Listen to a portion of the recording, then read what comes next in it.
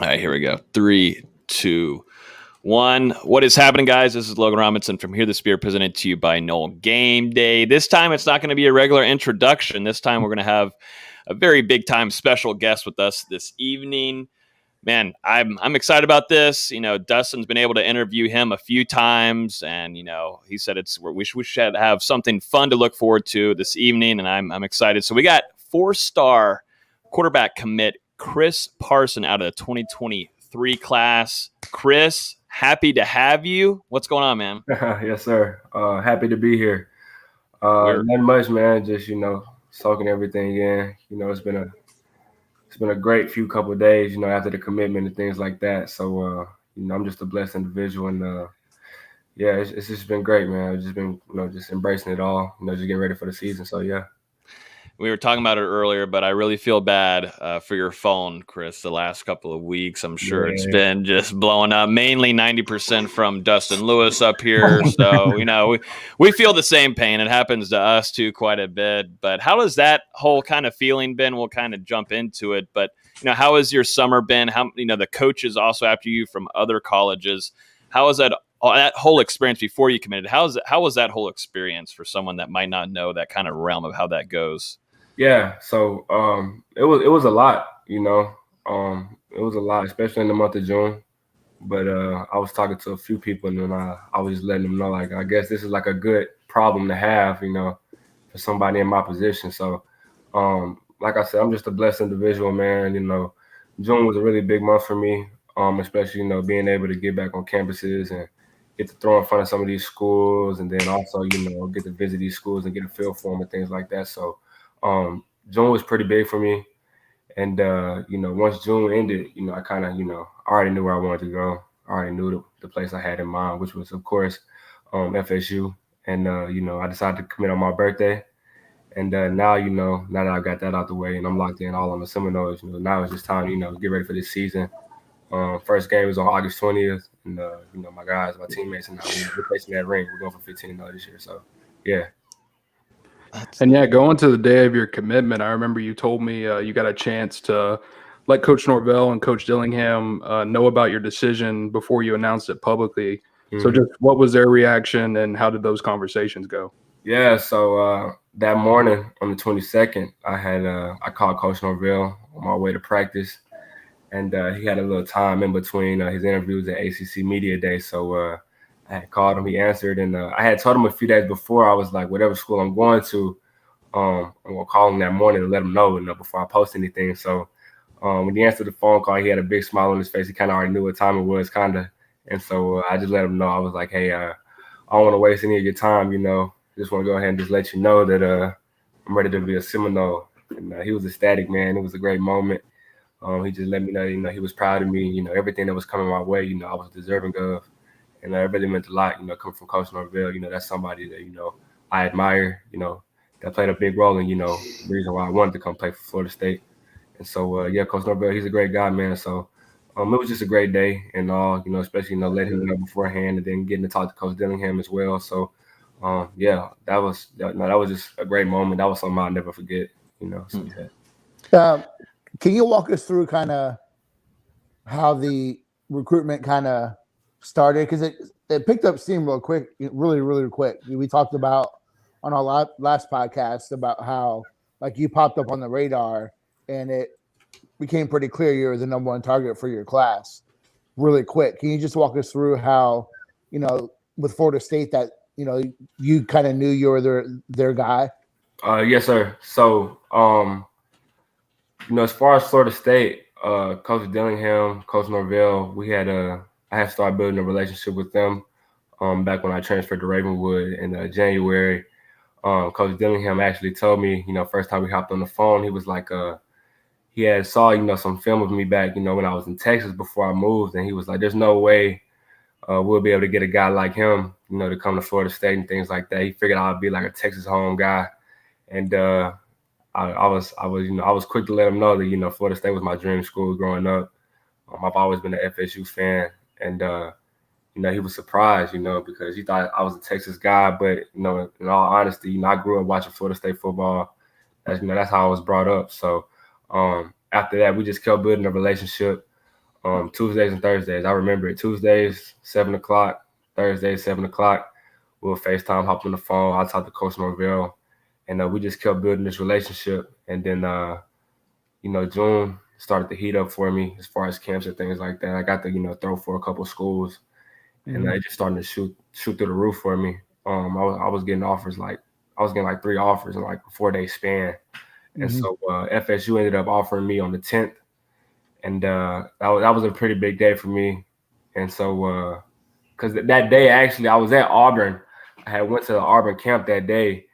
And I had a pretty solid day, in my opinion. And they still didn't offer me. So I was kind of like ticked off about that.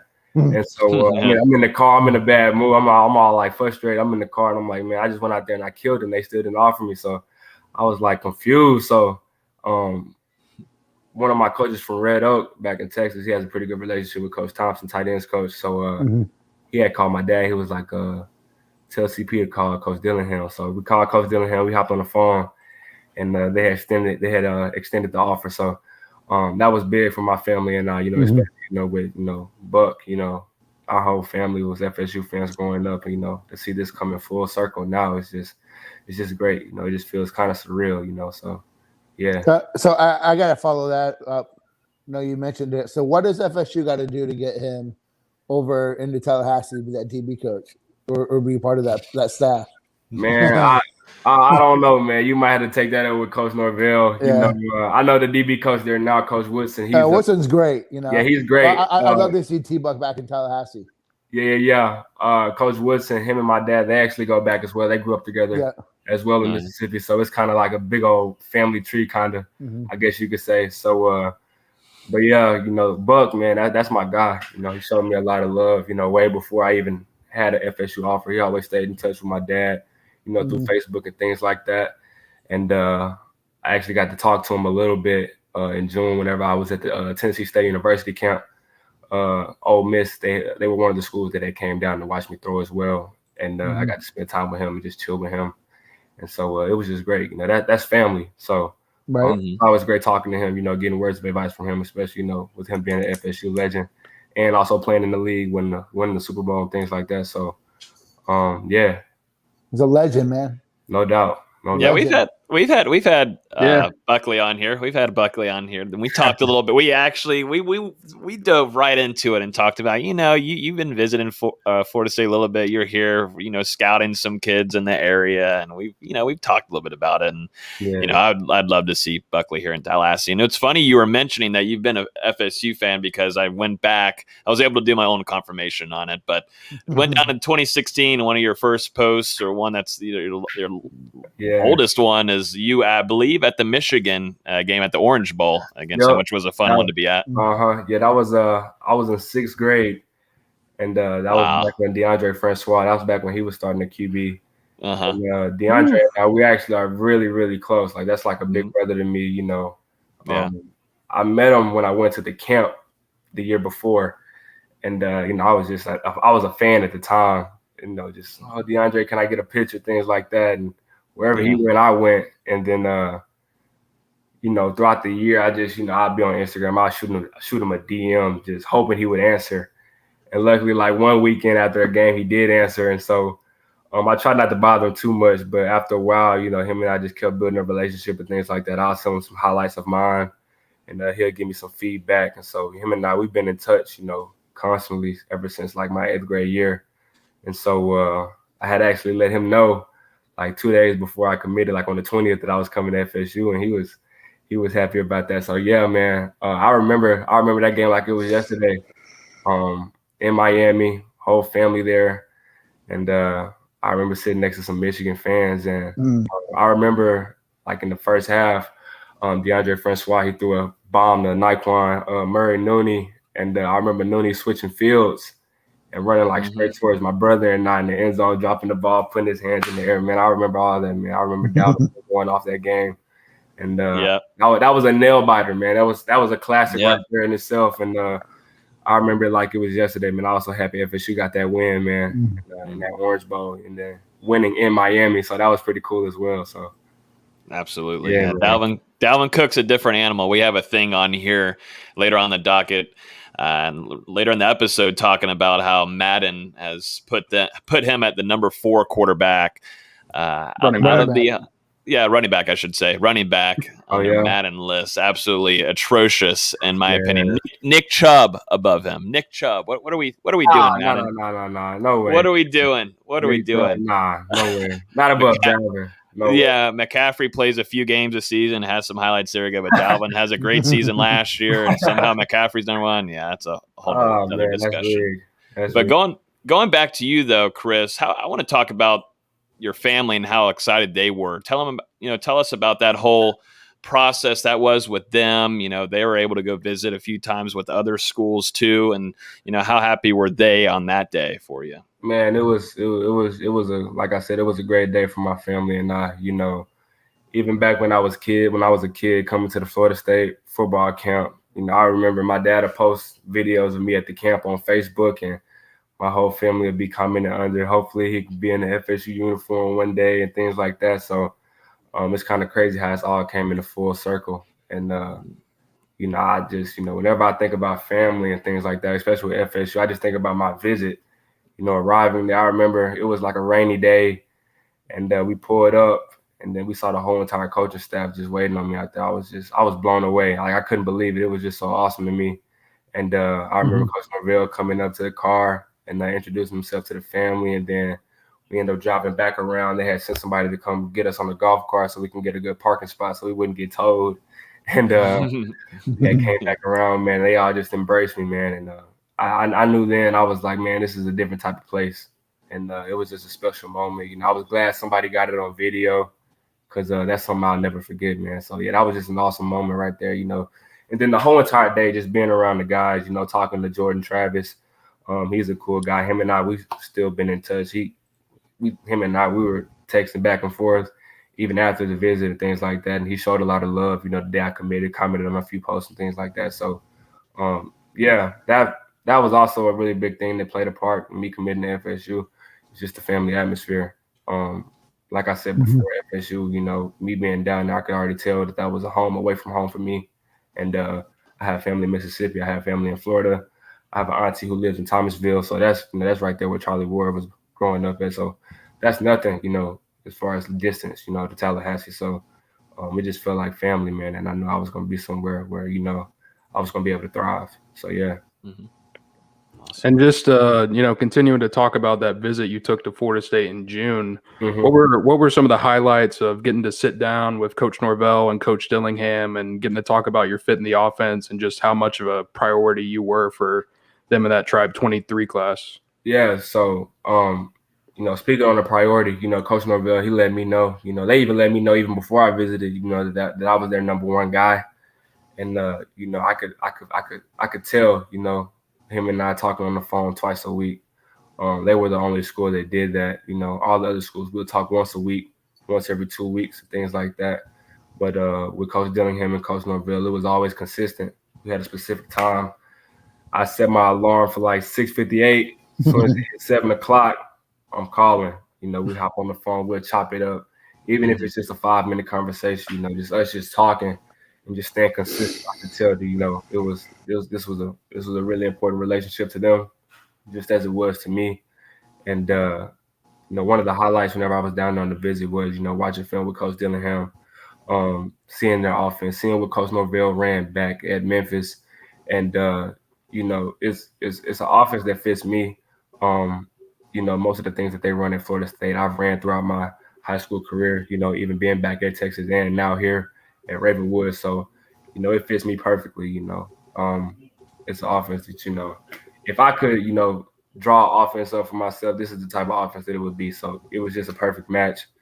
Coach Dillingham, he let me know. He was like, I'm their number 1 guy. They're my dream school. So it was just a perfect match and all, man. And, just being down there with Coach Norvell and him talking to my family, being in his office, it was just a different type of vibe, man. And I knew this was it. I knew this was home. So, yeah.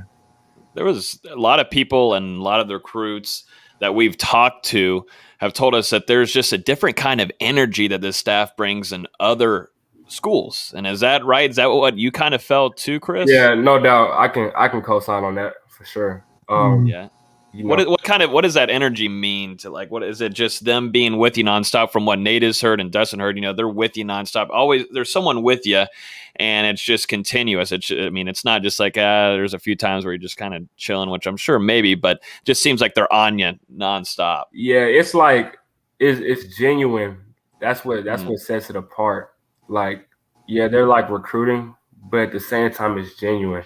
And it's real love, I can name a few places. I'm not gonna say any names, but like it's some schools I went to, it just didn't feel genuine. It felt like, oh, FSU did this. Well, let's try to do this. Like it just didn't feel the same, And being at FSU, I can just think back, whenever I was having a little photo shoot, the whole staff was in there for my photo shoot. They had the music playing. They were playing Criss Cross from like the 90s, warming up Chris. And, I can just remember all that, my family, the smile they had on their faces. And so, yeah, it's just genuine, man. Like, it's like I said, it's real family. Like, I remember a time I was on a golf cart with Coach Dillingham. We were touring the campus, and Jordan Travis had called him, and he was like, I know we're on this visit right now, but I got to answer this, He was like, players trump over recruits. And so when I thought about that, I was like, man, that's big, because, if I was Jordan in that situation and I'm calling coach, I want him to answer that phone, So that just shows how important family is, Recruits, there's no guarantee that they're going to come to their school. You know what I mean? There was no guarantee at the time that I was going to go to FSU, but it's a guarantee that, the school is going to have to depend on Jordan next year to make some plays and help win some games. So I feel like that was really important. And there was just little things like that throughout the visit that I noticed over time. And I was like, yeah, this is a different type of spot, man. This is somewhere I want to be. So, yeah. So what kind of quarterback are you? And by that, I mean, your highlights are, show a lot of athleticism. You got, a lot of arm talent for being a kid that's still, maturing on the high school level. But, how would you describe your game? I would describe myself as a very intelligent quarterback. I'm a student of the game. I love watching film. I love, getting a feel for defenses, just preparing for them throughout the week. I'm always learning, trying to learn, just picking people's brains, offensive minds and things like that. As far as on the field, I have great arm talent. I feel like I can make all the throws. And I love getting the ball in my receivers' hands. And, that's something that's really big when it comes to Florida State. They're known for having great receivers throughout the years. And, I can also, I can improvise and use my legs when needed. And so, like I saw somebody in the chat put Deshaun Watson, it's something very similar. Yeah, I was going to ask you about that. Yeah. Deshaun Watson, he's actually, that's my favorite quarterback, So I study his game a lot. Aaron Rodgers as well, and Russell Wilson. So, yeah, some good quarterbacks, I think. Yeah, no doubt. But yeah, just like those guys, I can use my legs when needed, but I love delivering the ball. A lot of people throughout the years, they question my arm talent, but I was actually glad, everything opened back up in June, so I could go show these folks. And so I turned most of them into believers, and they tried their best, recruit me later on, because once they found out, but it was kind of too late, man. I was locked in on the Seminoles, so. So what's your current height? Because we talked a little bit about that too. Is like there's some debate on how tall you are. Some services have you just 6 feet. Can you address that? Yeah, most people, when they say their height, they'll give like a generic 6 foot answer, but I'm actually 6'1.5", and so I'm 6'1.5". Right now I'm weighing around 193. 192. Last year, my playing weight was 190. So I'm looking to shed, these last 2 pounds, maybe even 5 before August 20th. So, but yeah, as far as height, I'm 6'1.5", no shoes on. I put my Air Maxes on. I'm probably like 6'1". So. Yeah. Look at back at this throw. I mean, how did it feel after this, just from your perspective of getting this one and seeing the ref put up both his arms for a touchdown? I mean, yeah. So it's a crazy story behind this play. So as I'm getting the call and I'm telling the O-line the protection, I look down at my hands and I'm like, my hands are super sweaty. So I'm looking for my towel, and actually you can't see it, but back when we were starting to drive off, like on the other 25, my towel was down there, so I can't go down there to go get my towel. So I'm looking at my teammate, I'm looking at the lineman trying to see if any of them have a towel, and no one has a towel. So I'm like, man, I'm just gonna have to just thug this one out. So yeah, I'm just trying to like not think of. I'm looking at the coverage pre-snap, and we had ran this concept a few times throughout the game, and you see this delayed bang dig type that was coming open most of the time, but I caught the safety slipping. I just moved around in the pocket. I felt some pressure. I just wanted to make sure I had a clear shot, and I knew I just had to throw it to a spot. Raymond Gay, he's actually at Oklahoma State now. He's a talented receiver. He's actually playing DB now, but yeah, he's a freak athlete, man. So I knew if I just gave him a chance to just put the ball in the right spot, he was gonna make a play. And he made a great catch. He actually got both feet in, falling out of bounds. So yeah, that was one of my best throws from last year. I'm looking forward to making more like that this year. Yeah, that's the biggest thing that stands out to me. I've been doing this for a while. I'm a little bit older than the other guys on this podcast, but one thing that really is for sure that pops out is your ability to throw the ball. Yes, sir. Like you make some really damn good throws. Yes, sir. Thank you. Is that being coached up? How you get there? Because I see you like to throw a little bit of weight around too, right? Yeah. The weight room a little bit. Yeah. So my freshman year, I was really big on lifting, but now in my school in Raywood, they kind of have like a weight plan for me. So now I'm doing more explosion type, not like bodybuilding, sumo wrestler type. So I can definitely feel a change in my body. I feel more explosive now, and so but as far as throwing. I've always had like a really strong arm, like even in the little league, like I was throwing the ball like 40, 45 yards whenever I was in like second grade. And so people always thought it was like, man, he just has a big arm. But over time, I worked with, my dad and I used to fly out to San Diego. I used to get working with George Whitfield. Yeah, so I was working with George in like seventh grade. Him and I, we got a really good relationship. I've been working with him ever since. I didn't get a chance to work with him last offseason due to COVID.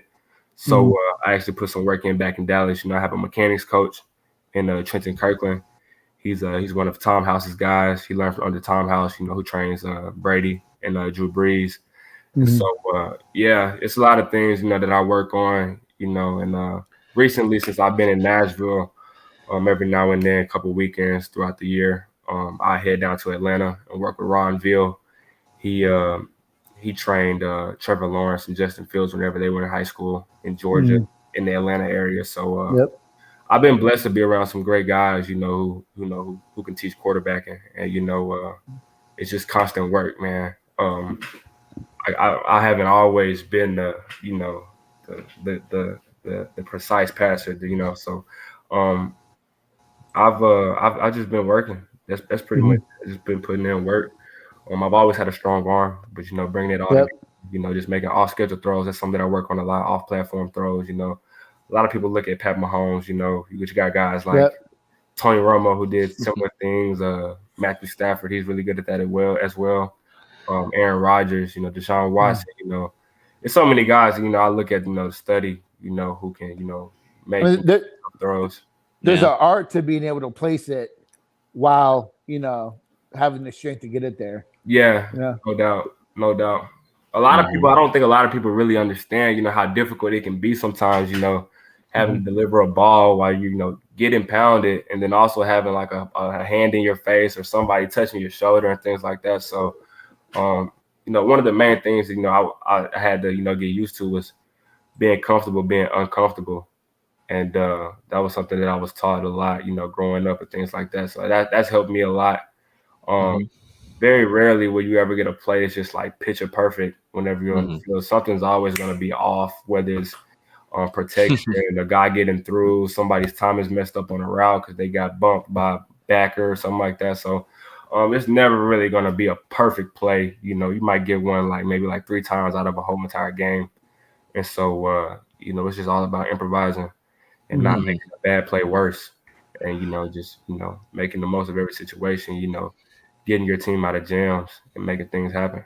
I was going to ask you, Chris, what would really sold you? I mean, we know the staff, they did a great job, but what is your thoughts about Tallahassee as a whole? I'm unsure if, the staff took you around a little bit to see Tallahassee, but, tell us a little bit about your thoughts about eventually you'll be living here for, depends on the amount of years, but, you're going to be around Tallahassee, and it's definitely a football school. I've lived here my entire life. It's definitely football crazy. It's starting to warm up now. Dustin knows the same thing, and Austin was here for school, but it is this town is all about 100% football, and now it's turned a little bit to basketball. Austin, I'll give you that. Basketball's been doing good, but football is what really gets this town going. But tell us a little bit about Tallahassee. Yeah, no doubt. So it was a lot that went into the recruiting process. Just thinking about where I wanted to be as far as home. And one, I wanted to play, at a college that was like a college town. And so when you think of Tallahassee definitely has that. And then, also thinking about, the weather. It's great weather in Florida. Some guys, they might live, like me being in Texas, they might go somewhere, up north in the Big Ten, freeze their balls off. So I knew Tallahassee was going to have good weather, so it was a lot to play the factor, also like the family and things like that, and also as far as like education, I want to be a broadcast journalist. I want to be a guy kind of like Shannon Sharp, Stephen A. Smith, or ESPN or something like that. When my football career is over with, and FSU has a great journalism school, so that was right up my alley. I've also had thoughts, of stepping outside the box and maybe directing some films and things like that, because I like watching movies. And I'm always coming up with scenarios in my head. I guess that's kind of, helped me a little bit in football whenever it comes to, drawing up plays and things like that, especially, looking at defenses. So it all just came together, man. That was just a fit right there. So I like the town, just driving around Tallahassee, just the campus, in general, just looking at the walls and things like that, all the, statues and stuff, just Seminole, just everything about it, the Garden and Gold, everything just, I loved everything about it, man. It just checked all the boxes for me. And so that was it for me. Absolutely. We'll let you answer this one. This is from Eric, our guy that's always on here listening. What's your favorite NFL team? Favorite NFL team. So, me, I don't really have a favorite NFL team. I'll just end up cheering for you for like my favorite like quarterbacks. Say so. I don't know the situation with Deshaun right now. I don't think he's going to be a Texan, much longer probably. So I don't know. We'll see what happens with his situation. But with Aaron Rodgers, it looks like he's going to be playing with the Packers this year. So I'll be watching a few Packers games. I love Tom Brady as well, so I'll be tuned in on the Bucs. Russell Wilson with the Seahawks, and so. But yeah, I like to go for my favorite quarterbacks. Growing up, my whole family was Cowboys fans, and they used to let the whole entire family down. So I kind of got off that train. Yeah, you're not wrong. You know how Cowboy fans are, man. This is the year we're going to the Super Bowl this year, and they end up going like 8-8. So yeah. So I couldn't buy in on the Cowboys. So I just started going for my favorite players, and hopefully one day whatever teams draft me. So that'll be my favorite team then for sure. So yeah, I gotta ask this question. A lot of recruits I talk to, I ask this question. You look at Florida State and look at the past few years, and they really haven't been, the Florida State that we're accustomed to. Right. Struggling on the field. It is what it is. Mm-hmm. So how do you look at that, knowing that they are in a rebuild, working to get back to that elite status? Some recruits, it's a turnoff. They don't want to play for or work for that.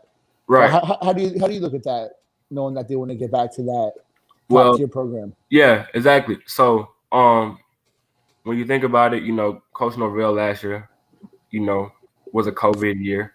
Mm-hmm. And then when you also look at the team last year, a lot of guys on the team were young that were starting last year. I don't think many people, realize that a lot of freshmen started last year. So you just think about it, by the time I get to campus, those guys are going to be juniors and seniors. So it's going to be a whole lot of experience on the field then. Mm-hmm. And, Coach, I believe, that's pretty much it. I believe. Mm-hmm. I know Coach Norvell is going to turn this thing around. If I didn't believe in, their plan, I wouldn't have committed here. Right. So, and I also, if I didn't believe, I wouldn't be trying to get guys, to come join me. So I know what, the picture that I have in my head when it comes to Florida State football. I think of Jameis Winston being there and the score being like 42-6 at halftime and things like that. So, I know where Florida State football can go. I know how, the fan base is. And, college football is just better when Florida State's on top. And so this 22 class, they definitely set it off. We're planning to do the same thing with the 2023 class. So, yeah, like I said, I believe. And, last year was a down year, COVID year. But I definitely believe they're going to bounce back this year and, shock a lot of people and turn some heads. And then, it's just going to keep on rolling once the 2022 class gets in, 23 class. I've been in touch with some 24 guys. So we're looking forward to making this thing like a dynasty again, man. So, I believe in everything, that they have, laid out. Coach Norvell, he showed me the plan. He showed me what they were all about. And I'm locked in.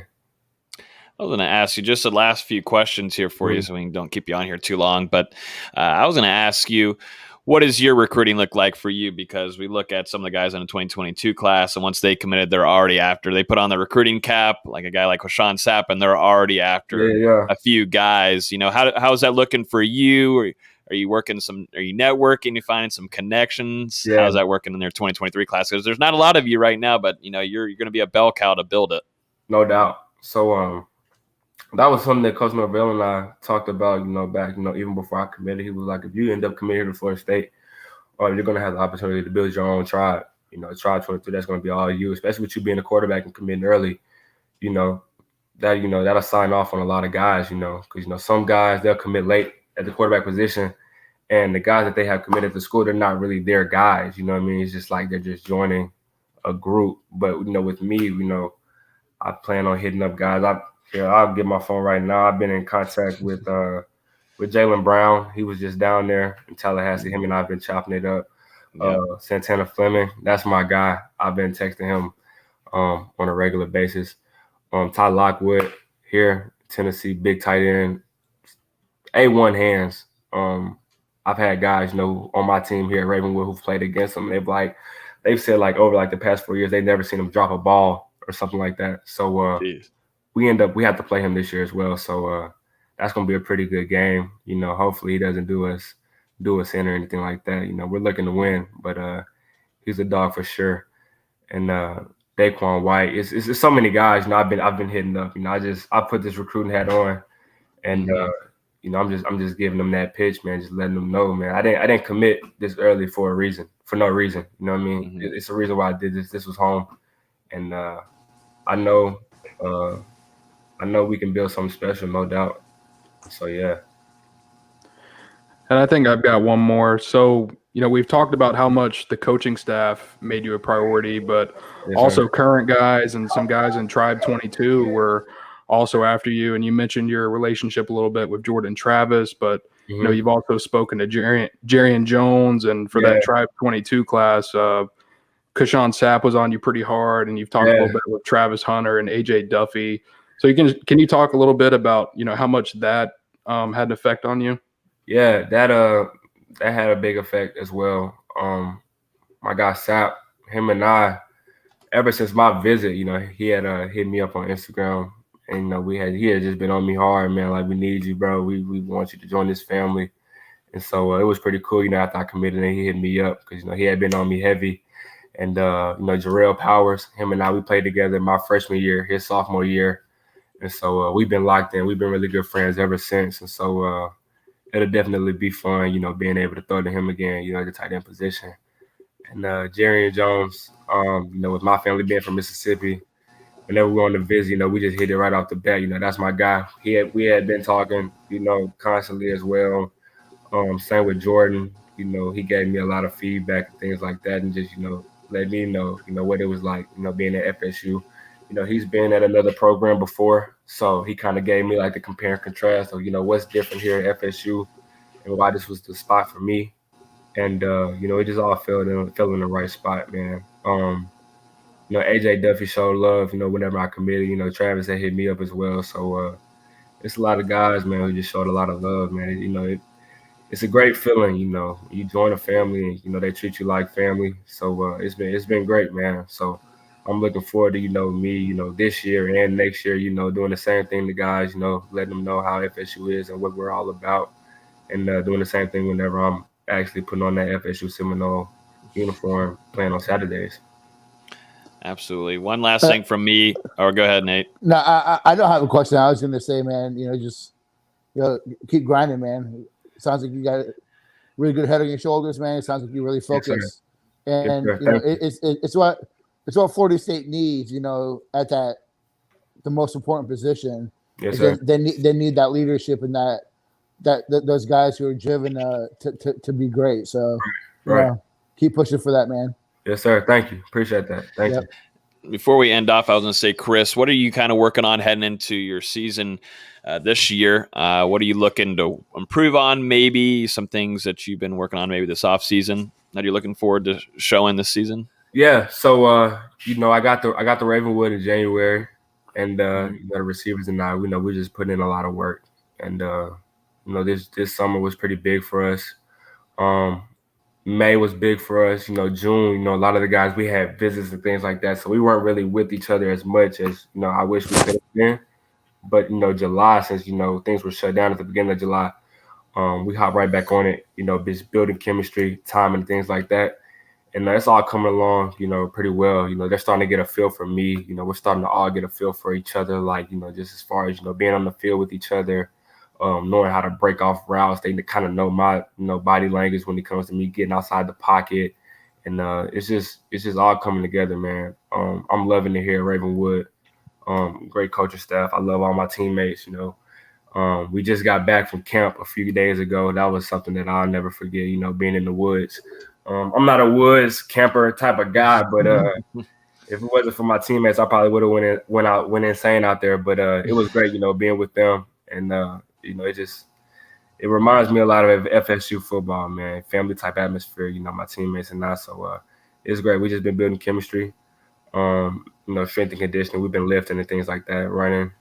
We'll have like 7-on-7 and team periods and things like that. But as far as individually, I just, been tightening up my mechanics and things like that, just constantly getting better, just finding ways I can get better, watching film on the teams that we're going to be playing this year. Watching film on Ravenwood from last year, just tighten up, getting the playbook down pat. It's just been great. Teammates, the guys that's been here, before me, they've been helping me out a lot, things like that. So it's just been great, man. We got a really good team this year. We got 2 games on ESPN, and so it'll be pretty exciting. Yeah, we got a Summit High School. They got a really good team here in Tennessee, and then we play Life Christian out of Virginia. They're coming down here as well. So both of those games will be on ESPN.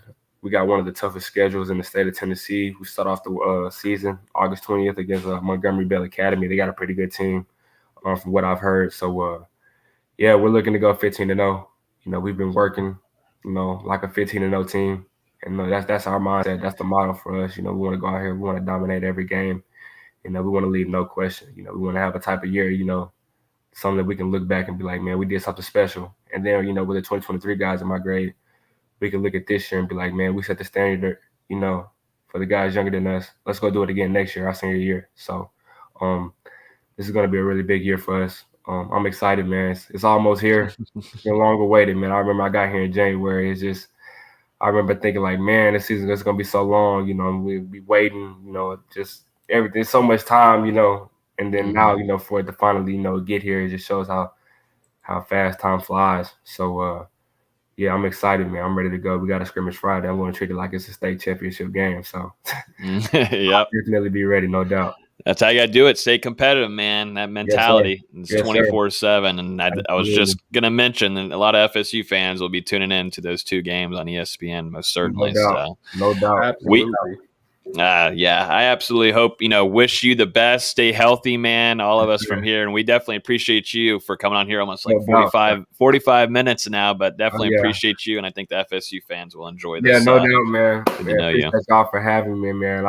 I watched a few of y'all videos on YouTube, so it's kind of cool, finally being in one. So, man, thank you guys for having me. I really appreciate it. Seminole Nation, I appreciate you guys too. All the love you guys shown me on Instagram and Twitter. So, it's all love over here, man. Thank you guys. Where can they follow you on Instagram and Twitter?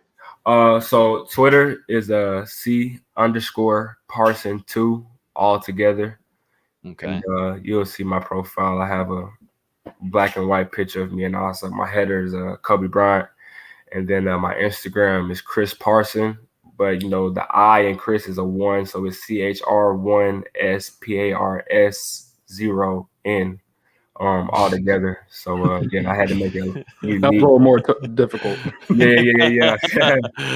No doubt. But yeah, those are my social media accounts. So yeah. Awesome. Sweet deal, man. Maybe we'll be able to get you back on later on and to recap your season. Like I said, wish you and also your team the best, and we'll definitely stay in contact. Looking forward to watching those games too this year. Yes, sir. No doubt. Thank you guys again. Appreciate y'all, man. Yeah, Chris, really appreciate it. And, I told you 15 minutes. I'm sorry we had you. Oh, it's all good, man. The longer the better, man. I enjoyed every minute of it, man. So this is really great, man. I'm looking forward to this too. Yeah, Dustin, get ready. He'll be texting you tomorrow morning. How you doing? How you feeling? What's going on? Who you recruiting after? All right, Chris, be good, man. Yes, sir. Appreciate y'all, man. Go Noles. All right, go Noles, man. Yes, sir. No doubt. Thank y'all. So, man, what a great interview there. Thank you, Dustin, for hooking that up. I mean, Chris is he's got a good head on his shoulders. Appreciate y'all, man. Appreciate y'all. Yeah. There we go. I think it did it. But there's even what is your first initial thoughts, Nate, to you? Coming from a kid at 2023. I mean, it seems very mature. First and foremost, I text you guys in our little group chat, side chat, that I was super tight with EJ when he was going through the process, and he reminds me, maturity wise, very, very mature and very, understands the process, understands what his place is and what he's got to do in order to just continue to get better, and what what he wants to do when he gets to that next level. He's very even keeled. And one thing that Florida State hasn't had is that guy behind center that can, be the guy the team can depend on. And, we're seeing, we'll talk about it here when we do this preview, but we're seeing, Norvell really evaluate that position and bring, guys in that can really lead a team. And you can tell that he can lead a team. And that's exciting to see. And just on top of everything, his arm talent is special. So, good addition for the 23 class. Absolutely, and this I was saying, I told you guys I've gotten a chance to talk with him a couple times, and I mean he's an impressive young man, like you said, Nate. He's wise beyond his years, very calculated, very smart, and he's a heck of a football player too. So I mean, he's got all of the attributes on the field and off the field that Coach Norvell and the staff have been looking for. And I mean, you've seen it with every player so far that has committed under this staff, from Tribe 22 to 23 to 24. They're making sure not only to get quality football players, but quality people in the program too. And I think that's going to be a big factor in turning this thing around. Yeah, no, great head on his shoulders. And answered the question. That's the thing that I'm starting to see a trend on with Mike Norvell and the recruits is, these guys really are, they're going to represent. He's looking ahead, and he knows that these guys are going to represent Florida State in a great fashion. And I love the answer for him saying, I didn't just commit to Florida State so early just to kind of sit back and relax. He's getting right after work recruiting. And, so there's some big names big targets that Florida State is after. You got 5-star Jalen Brown, and you've also got Fleming too. And, those are two 2023 guys Florida State is heavily going to be after. And, it's great to already have a quarterback in place there. And, it really – you know what the cool thing is? What's the cool thing? It sounds like that he's going to break the streak. I hope so. The committed quarterbacks, that we've had on that. Knock on wood, Nate. Knock on wood, Yeah, knock on wood. That is the case. Yeah, exactly. But let's move on here, guys. We got a few quick hitters. This is actually going to be. I've never felt so old in my life. No, I know. When he said he was in 6th grade for the Michigan game. Yeah, I know. I'm 24. Yeah. I'm not that old. That was my sophomore year of college. That made me feel so old. Yeah. And it was 5 years ago? Doesn't even feel that long ago. I know. 6th grade. That was my first feeling of like, dang, I feel almost like I wonder how Nate feels here. Like, Yeah, I mean, he's used to that. I'm 24. I'm not used to that. I had to mute myself. I was like, "Holy shit!" You know? Yeah, that's what I was saying. Like, there's no way. Oh man, goodness gracious, yeah.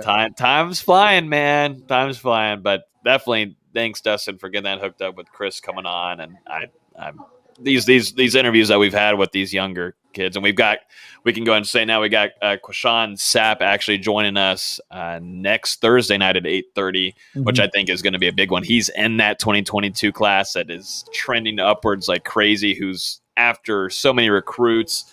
He was heavily after a few guys this last weekend, so he'll be on here with us too. So he's got a lot to talk about. Let's get into some quick hitters real quick, and they're actually going to be quick because we're doing the whole offensive breakdown tonight. Real quick, recruiting latest, Florida State lands through three-star offensive tackle Daughtry Richardson, and also about 3 minutes later, practically 3 minutes, landed defensive tackle Daniel Lyons.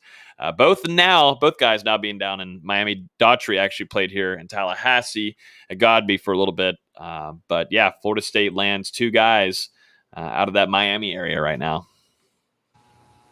Lyons was needed because they haven't landed an interior nose tackle kind of prospect since True Thompson. So, getting a guy from the high school level, one of the better players in Florida at this position.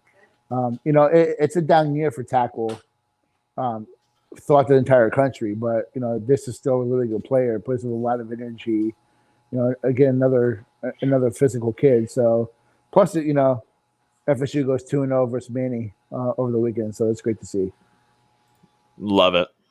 Yeah, and going to Daughtry, I mean, this one is just all Alex Atkins from the moment Florida State started recruiting him. Alex Atkins has led the charge here. And, in the end, I got to speak with Daughtry prior to him committing. And he told me, the main factor in him ending up at Florida State rather than some of the other schools that recruited him, like Miami, Kentucky, was simply Alex Atkins was at Florida State. And he's built a relationship with him like no other position coach from any other school that's recruiting him. And, this is a guy more of an athletic build at tackle, but he's a true tackle for Florida State. And I think, it might take a couple years for him to kind of develop his body and get in that strength and conditioning program in Tallahassee. But eventually I see him as a quality player. Yeah, real quick, not to get caught up on that, but I think he said something that's important is that, not every recruit is going to be an instant impact, especially in the interior. But he's got the traits that, you put up with a guy like Coach Atkins, he's going to be in 1 or 2 years. He's going to be a guy when he's a redshirt freshman or redshirt sophomore that he's going to be a big part of that rotation. So, and we've seen it already. If you're talented, you will play under Alex Atkins. We saw it last year with true freshman Robert Scott. So the best players are going to play. Right. Yep, they are. Going real quick to do a quick recap over the big recruiting weekend. Florida State once again is able to get a lot of targets inside the doors, inside the more there. You're looking at Elijah Pritchett that was there once again. Quashawn Sapp was personally all over him. They did a photo shoot together. You've got Marvin Jones Jr. once again, Nate. He's in Tallahassee. It's a great sign for FSU. But this time he's with Dad, which I think is humongous. He's able to chat it up and just, enjoy the dad talk. We're always around our dad sometimes when they're talking with friends, but this time there's Ron Dugans, there's Odell there. You get the dad involved, and it hasn't really happened a lot either on visits. I think it's a big thing, but you also have got Travis Hunter. He's gonna. That's what I love about the kid. Some players, once they've made it, they just kind of dwindle out and they're just not going to compete. But this kid is just consistently competing, Nate, and he shows out once again, and he's having great. He's going one-on-one with two. It's going 5-star against 5-star, and you see why he's the best recruit in the last 5 classes. I've now increased it. I mean, the 5 classes it went up. Yes, I mean, seriously, man. You look at this kid, and you go good on good, elite on elite, and he's just on another level. Right, like just his abilities, it's insane. So, yeah, man. can't really say much more about that kid. That he just continues to go out there and he loves the game of football. You can tell that he loves football and he wants to embarrass people. And I can't wait to see that in Tallahassee. So how many games is it going to take during his senior season for them to upgrade him to the number one prospect?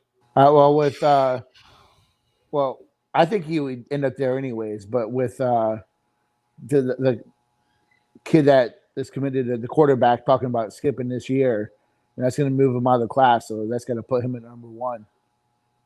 Quinn Ewers, whatever, how you pronounce his last name. Talking about enrolling at Ohio State supposedly. So, that puts Travis at the number one spot. But I think eventually he was going to earn that. You can't. I get it. It's usually a quarterback, defensive lineman that is the number one player.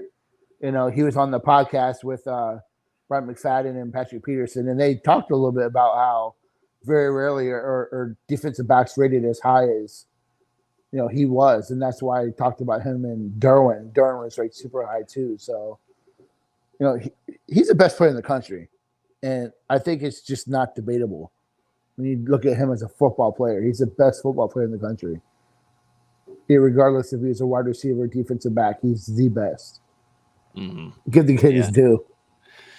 Going back to Marvin Jones Jr. real quick, Nate, you were kind of in contact with senior there, Mr. Shade Tree, a little bit, but we're trying to think of something before the Notre Dame game to maybe have on senior. We'll see. But going back to once again, you got Junior on campus, and I want to bring up the picture here that the whole staff took of him, but kind of speak about maybe with some things that you were talking with senior about, and what it means for him to be on campus once again in Tallahassee.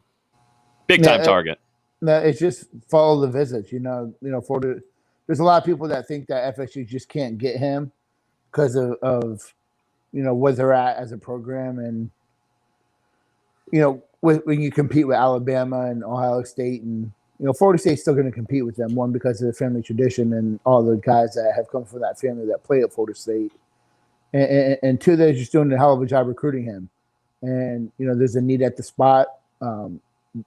As we just heard from Chris, when they dial in on you, they dial in and they make it known how important you are. So, the big thing with them is that, it's not about who you are family wise. They're recruiting him as an individual, and that's the most important thing I think with this kid is that he's his own person, and they're not relying on the family, family relationship, so to speak, in order to try to land him. They're not trying to talk about legacy and all that kind of stuff. It's you are who you are as a player, and we need you. So we need what you can bring to that table. We need it. So you're vital to the class. So yeah, exactly. And to your point, I believe it was Zach Blostein from Noles 247 that had the quote, but Marvin Jones said something like, whenever I come to Florida State, they show me more love than anybody. So I think it's big that Florida State's not just relying on that legacy factor,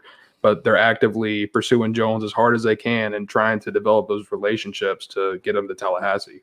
So arguably the two biggest recruiting weekends this Florida State had over this offseason, he was at. So, that says a lot. That says a lot. So absolutely it does.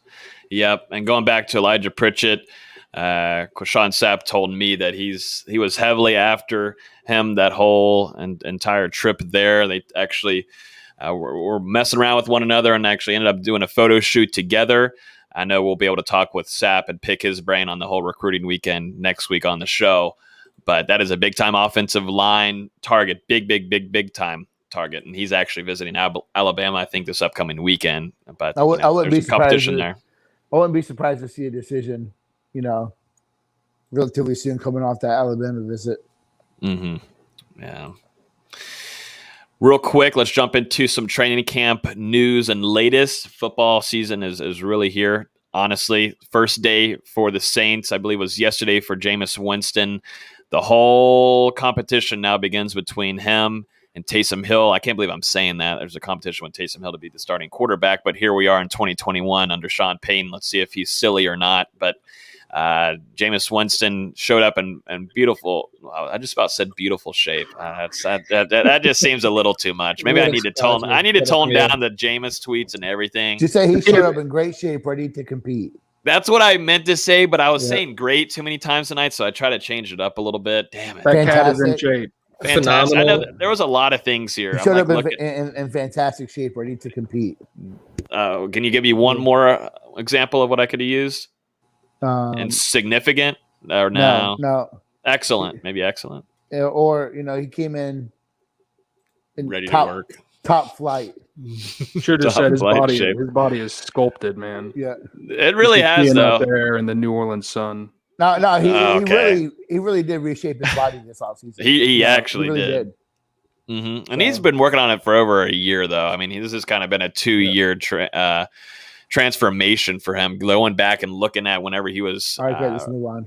When he was when he was training with Whitfield back, getting ready for the Bucks, and having that cookout beer belly it looked like, and then now going to look at him training, it looks he's in wonderful shape. So we'll keep an eye on that competition.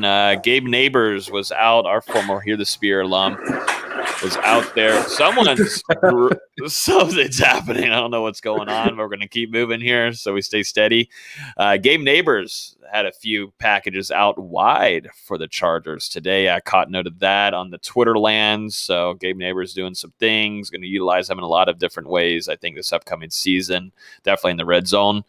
And then this is the biggest story of the day. Kelvin Benjamin was seen walking from the beginning of the practice today for the Giants, was seen walking away during the practice. Supposedly there was reports that he and the coach kind of went at it there and immediately left. And they're saying that he's been cut from the Giants organization. So that's a story that I'm sure we'll keep developing and hearing more on, but I was really pulling for him. He just recently made a position change over from wide receiver to tight end, and I thought he showed up in pretty good shape. We were able to chat with him at Kenny Shaw's camp, and he said he was getting into some training immediately after that, and he looked like he was in pretty good shape. So I wishing him the best, but it's hate hearing that. I wanted to bring this up real quick. Dalvin Cook absolutely disrespected Austin. Your Vikings, Dalvin Cook.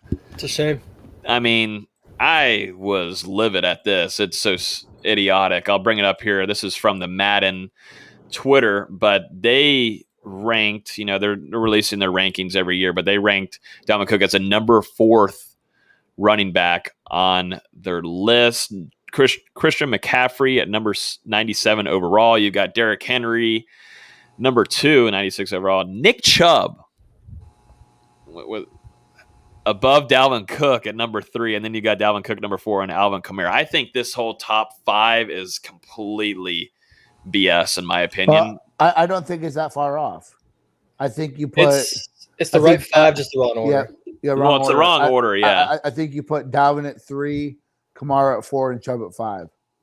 I would, just because McCaffrey was hurt most of last year. Yep. I don't think you can give him the benefit of the doubt as a top 2 running back. To me, it's Henry, Cook, Chubb, McCaffrey, Kamara. I don't know. I think you got to see how McCaffrey bounces back as he was. Yeah, no, I agree, but you can't put him number 1 after missing 11 games last year. Right. Well, I mean, he's that good. Yeah, but Dalvin had 1,500 yards and 17 touchdowns in 14 games. Yeah. I think. What are we doing? What are we doing? I really think that, in my opinion, McCaffrey, Henry, Cook, and Kamara are on tier 1. Yeah, and then the other guys are, I think, would be tier 2. I think those 4 guys are head and shoulders the top 4 running backs in the NFL. And I don't know about Jacobs at 8 either. I think that's a little bit high. No, I think that's a little bit. I think it's a little high. It's a little bit of projecting, and he really hasn't done much. Yet. Other than that, it's the right 5, just the wrong order. And I'm glad Saquon Barkley wasn't in there in the top 5. I know he didn't play last year. Man, oh my God, thank God. I don't know if I put Ezekiel Elliott at number 9, but he didn't have a great season last year. No, but I think that's a respect one. Kind of like how Yep. JJ Watt was a 94. Yeah, It's come just on, a dude. respect thing. Yeah, don't get me started. Wait, JJ Watt or TJ Watt? JJ, you didn't see that? TJ Watt was disrespected. JJ Watt had a 94, like he was a 94 overall. Oh, yeah, that's a little. I mean, that's like almost as close to where his brother was. Or like which 95. they're not even like, on the, they weren't even on the same level. Like, that is so stupid. Before we move on to the offensive, where do you think Cam falls if he didn't get hurt? Ooh. I think in the range of Ezekiel and Mixon. No. Outside the top 10. I think by the end of the season, Yeah, he might work his way up. Yeah. To start, he would have like been. He would have been like an 81, 82 heading in, Mm-hmm. maybe. Yeah. I'd say top 20, top 15, something like that. I think Madden does top 12 to 15. Madden doesn't show a lot of love to second-year guys. Like Justin Jefferson wasn't an 88 plus after he had a top 5 season last year. I'm not saying he's a top 5 receiver, but he had a top 5 season. No, he's a top 5 receiver, dude. Listen, I'm not going to argue, but I'm just saying it's to have him at least not top 12 is kind of disrespectful considering the season he had. Yeah, no, I think it's silliness. Nick Chubb, someone's got to be fired. I'm calling for someone's head immediately after that. That is so silly. All right, real quick, last thing here. We got people asking for the offensive breakdown, so we're going to get to that quickly.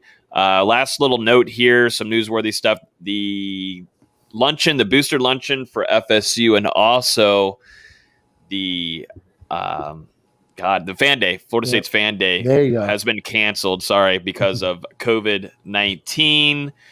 They're wanting to keep players safe, I think, for majority, so then they can get ready for camp successfully. But you just got to hope this isn't a sign of things to come. I don't think it is. I'm trying to stay optimistic about it. Get your vaccines, idiots. Whoa, yeah. Austin's coming out. I'm not going to read the comments. Yeah, Austin. We'll put Austin up here real quick. Go ahead and say that again for us, Austin. Said it once. You heard me. You heard me. I don't need to repeat it. I'm just hoping all that kind of talk. I'm just praying this is just a safe measure by Florida State, which I hope it is a smart one. And we're heading into the football season just fine because you're about to go into a stadium with 80,000, Nate. And I've already spent a lot of money on tickets. Just come on, man. Let's go, man. Let's go. Yeah. Well, you just got to think, if a player going into fall camp, if a player gets COVID, there's a good chance they'll probably end up missing that first game just because of however the protocols are. So I think, limiting the amount of exposure they have to fans and things like that, it just gives you a better chance of having everybody fully available once that Notre Dame game rolls around. So, I mean, it's a smart decision. Yeah, it sucks for the fans, but I mean, it's just something we got to deal with until, hopefully this blows over. Yeah. And you got to think, you'd rather take that than, season, being canceled or, your starting quarterback isn't able to play or both quarterbacks. Well, we saw the issues that COVID gave FSU last year. So I think they're going to be extra cautious and, it's probably the smart way to go about it. Yeah. All right, let's jump into it, gentlemen. Let's get into some offensive position breakdowns for fall camp. We'll spend a little bit of time on this. I say we go ahead and start off with quarterbacks. That's the best one. Big time storyline heading in this one, and Nate's going to probably go at it with me. I can't wait, but we're just doing the breakdown right now. You got Jordan Travis, who, saved a lot of the season last year, showed a little bit more arm than we might have thought. He wasn't really expected to really play until, you jot out, James Blackman, and then you've got Tate Rodemaker, and then you got Jordan Travis out there, and he plays well. We've learned that he is a guy that has to be on this offense. He's got to get snaps this upcoming season. He's got to take snaps in every game. But then, boom, you bring on a transfer with Mackenzie Milton, absolutely lit it up at UCF, a guy that is extremely, extremely talented, very smart, knows his film, makes his reads, and can throw the damn football. This is going to be a fun one to watch, this storyline, gentlemen. I mean, there's so much to look at it. You look at the depth behind you, Chubba Purdy and Tate Rodemaker, too. And I think it's going to be a fun camp. And it's going to be a great fun camp. What do you think? What do you think, Nate? It's going to be a great fun camp. What do we got? It's going to be Milton, Travis, Purdy, Rodemaker. That's not a breakdown. No, Well, that's that's a Why quick we breakdown. talk about this? If you look at the screen real We've quick. already, yeah. So I mean, honestly, dude. So I understand Travis. Yeah, he's worked his ass off and improved as a passer, but at the end of the day, we saw what we saw in the spring game. We saw the difference of what Mackenzie Milton can bring to the offense, and there's question marks at wide receiver, which we'll get to. You need a guy who can throw the ball and open up the offense, and I think that while Travis is a talented athlete, he's not a full-on quarterback in this offense. I think he will max himself out. I think he's maxed out in terms of what he can do as a quarterback. Is my opinion. I think he's an offensive threat. I think, you get the ball in his hands, you let him make some plays, you give him, X amount of snaps at quarterback, you line him up in the slot, put him in the backfield, you let him do what he can do with the ball in his hands. But the starting quarterback is Mackenzie Milton. What do you have on here for us, Austin? I like this. Austin contributing here, getting some stuff on the screen for us. That's awful. David Hill's been terrible with these position rankings. It's awful. And he put Florida State's quarterback room at 11th. That's awful. 11th. Sam Howell for sure, number one. Yeah, and Clemson too. I don't get the DJ Ugalele hype. Kind of the same thing where talked about with Chris is like he's got a hell of an arm, can make can throw the ball a country mile, but I think there's some question marks with his accuracy. Miami, Derek Keen's coming off a knee injury. You have a freshman after him. Boston College, you have the kid that came over from Notre Dame. You have Cunningham's returning for Louisville, I believe. Mm-hmm. Pitt, Pickett, whatever. I mean, Virginia. Who the hell is who's Virginia's quarterback? I don't even know. Who's Wake Forest quarterback? I think he got hurt. NC State's still Bailey Hockman, right? Yeah. No, Bailey Hockman He's left. gone now. But He's on to his next establishment. No, that I is believe JUCO, if I'm correct. No, he's at Middle Tennessee State. Same thing to me, to be honest. So, Sad. Sorry, Middle Tennessee State fans that are in here. No, I mean They're not. I think that people will be pleasantly surprised if FSU can be average at offensive line with what the quarterback can do in this offense. I would probably have them in that 4 or 5 range, just because you don't exactly know what you're going to get from Milton yet. You're hoping he comes back with that production that he put up at UCF. Mm-hmm. So I don't know. I would be a little cautious, but definitely optimistic. Worst case, for sure. top half. Yeah, I mean, 11's ridiculous. Yeah, no, that was silly.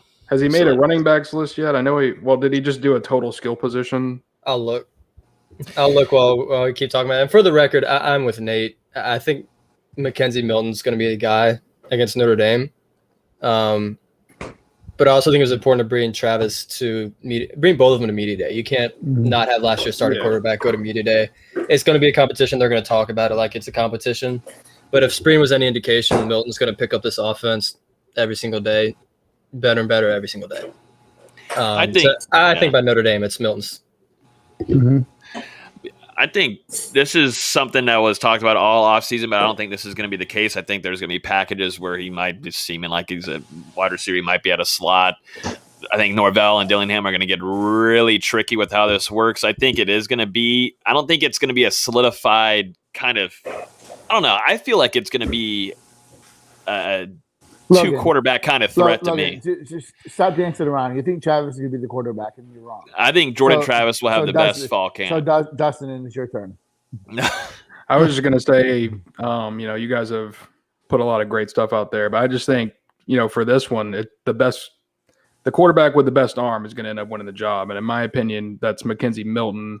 And he also has a ton of experience at the college level, has led winning teams. And I just think he brings a lot of factors, maybe outside of his performance, that could lift this Florida State offense because of his maturity and what he's been able to learn throughout his long college career. And that's what Florida State needs right now. You know, they're still nurturing this offense under Norvell and instilling those strong foundations. I think Milton helps you be more productive as a unit than possibly Travis will. But at the same time, I think we're going to see some packages that have Milton and Travis on the field together. I mean, they're not just going to sideline him. He's going to be utilized because, I mean, you know what he brings. He's a heck of a runner. He can still throw the ball. And we've seen him a little bit out wide, you know, not really a lot. But so I think, you know, they're going to have a bunch of different things that they can do with him to still get him some burn, even if he's not the starting quarterback. Yeah, I wouldn't be surprised at all if you see jet sweeps to Travis and he throws it at some point in the season. I'd be surprised if you see them both in the backfield at the same time, and the defense is trying to guess who's getting the snap. Yeah, put him in a slot, let him get in the open field. There's going to be things. Norvell's too good of an offensive mind to not make something happen for Travis, as good of a playmaker as he is. Oh, yeah, absolutely. Yeah, it's going to be fun to watch. His offense is going to be extremely fun to watch in that backfield. And do y'all think, real quick, do you think Mike Norvell names a starter? Will he name a starter before the Notre Dame game? Or do you think he'll run into it? I think I think he does the week of the practice. Yeah, I would say week of the first game. He's not going to do it early in camp. Really, it really just depends how fall camp goes. I don't think Norvell is a chicken shit like Willie Taggart was. So I'm not saying he's that, but I don't see him tipping his hand either. Nah, he's very calculated with his decisions.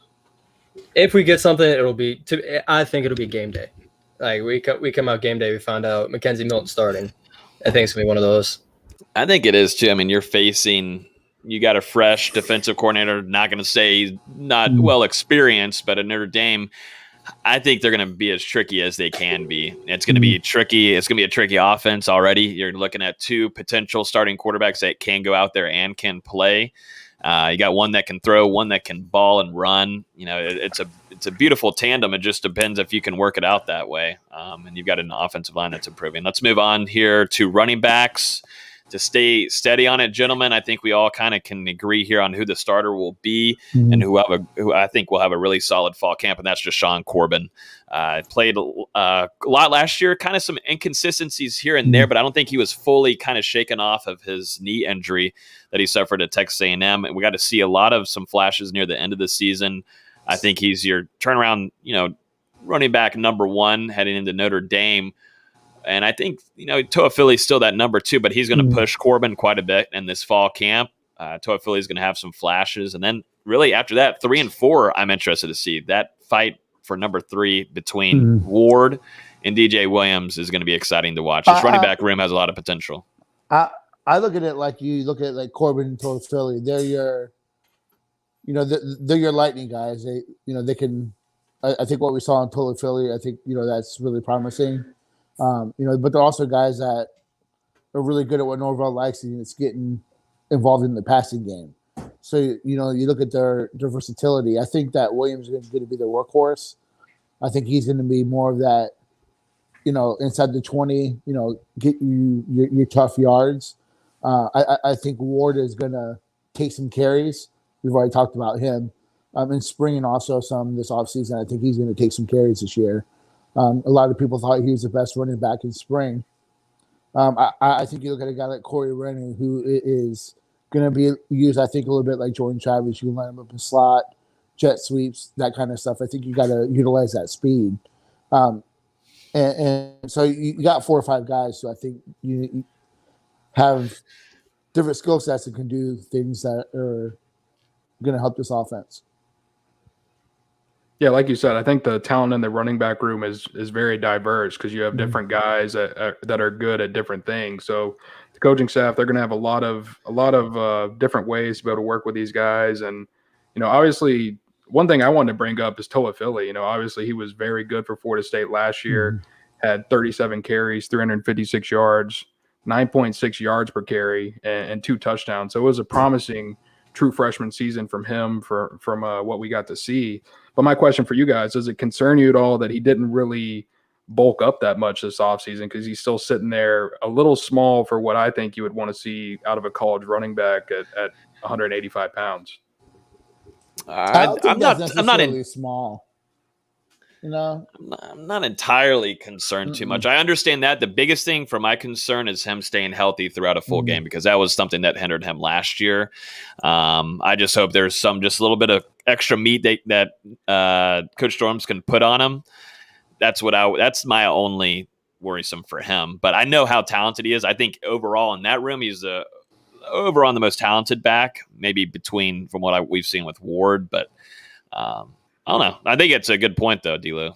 Well, it's just we talk about – sorry to interrupt, Nate, but we talk about how small, a guy like Corey Wren is, per se, and he's only weighs 2 pounds less than Lawrence Toafili. I just think Toafili is what he is. His body structure is not going to be someone – he's not broad-shouldered. He's a lean guy. I think, if anything, he can work on – his lower half. I think that's what he's got to get a little bit bigger at. But he didn't take a lot of big hits last year. I just think he's Jermaine Thomas, like, a little bit taller, kind of lanky. He's not going to be a 215-pound running back. It's just not going to be him. Mm-hmm. There's a question here from Trenton. Will a back have 1,000 yards? I don't think. To me, no. I don't think so. With the stable that's back there, and you've also got Jordan Travis, who's going to be utilized a lot. I don't see it happening, in my opinion. There's going to be a lot of rotation. Yeah, it's a by committee room. Yeah, no, I'm right there with you guys.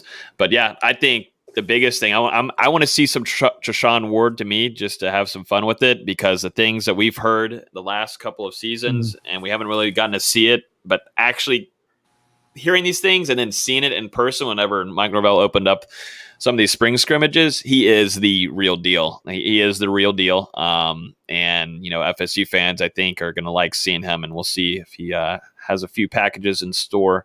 So since he stepped on campus, there's been a lot of people who have thought he's the most natural runner on the team.